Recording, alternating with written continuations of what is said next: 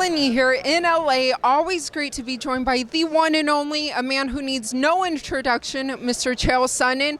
First off, amazing job hosting the press conference between a former opponent of yours, Anderson Silva, versus Jake Paul. Yeah, that was good. Thank you for saying that. That was cool. That was interesting. You know, you think these fights are good ideas, and I'm a big fan, but the press conference is a big deal. When two guys come face-to-face and they say, no, the rumors aren't just out there, the battle agreement's not just signed, I will see you on such and such date, in this case, October 29th. I mean, things are different. And they came out here to be nice to each other, and I know that they stayed very sportsmanlike and civil, but there was a tension that was rising. I think that you could agree to that. And to watch the room fill up, we only had 150 spots, but to have it fill up in advance, it sounds like Showtime is onto a good idea here.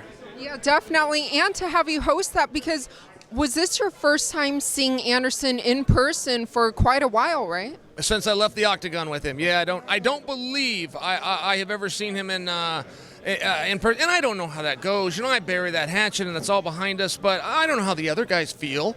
And one thing I didn't want is for me to be in this role today and have Anderson think I was going to double cross him or I was going to give him a hard time. I would have liked to have seen him in the back and just shook his hand and let him know that we've turned that page, but we did in front of the world, and I think it was okay. So in the future, we could see you at his family barbecues. Yeah, it sounds like I've been invited. He said he's living here in California, so I never turned down a good steak.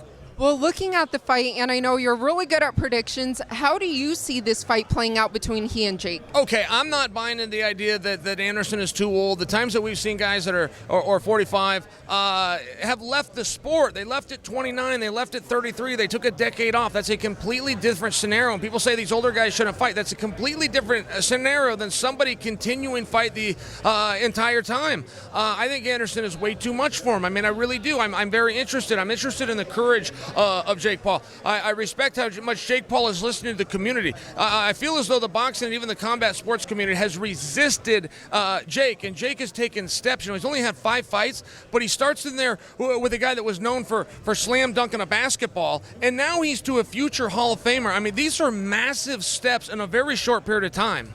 Yeah, there's always so much going on, too, and especially in the combat sports world.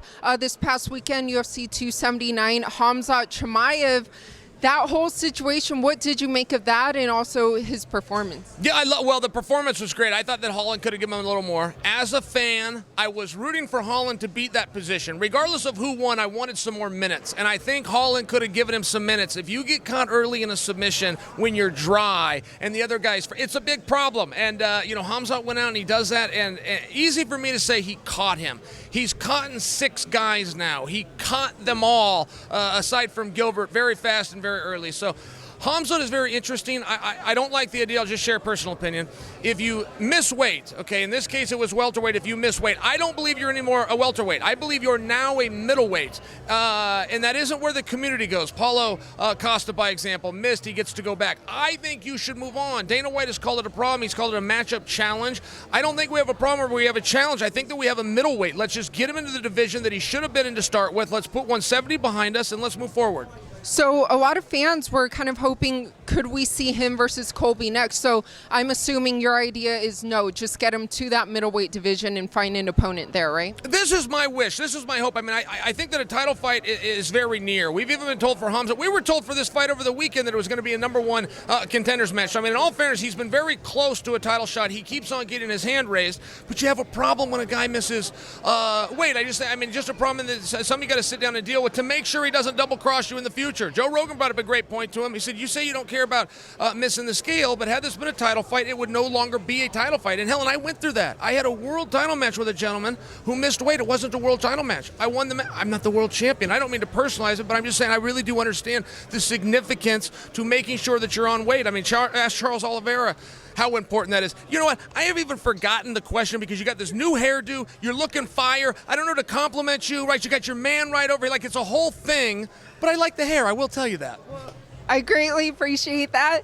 But lastly, I know someone you are close with, Colby Covington. Do you have any updates with Colby? Well, and Colby is another guy that I mean, he's always one match away, one opportunity away from a world title fight. He is the clearest number one contender we have in the sport, not just that division. He is the clearest and most blatant number one contender, but he couldn't fight for the title because he'd been given that opportunity with Kamaru Usman twice. That's a different scenario now. And I don't know how bullish I am on this idea that we're just going to get Kamaru and Leon right back in there. I think there might be some opportunity for somebody else. I don't believe that Usman is going to have to win another match, but I think Usman's going to take a moment. I think he's going to regroup. I think that a commission is going to force him into a break. So if Leon turns around very quickly, he's going to need an opponent. Chimaev could have played into that, but I don't think so with the scale miss, and that is where it comes back to Colby. I think that Colby as the number one contender should be able to use that golden ticket. And for all your fans, what would you like to let them know? What's happening, guys? I don't know if I'd like them to know anything other than if you want to see me, I'm on YouTube.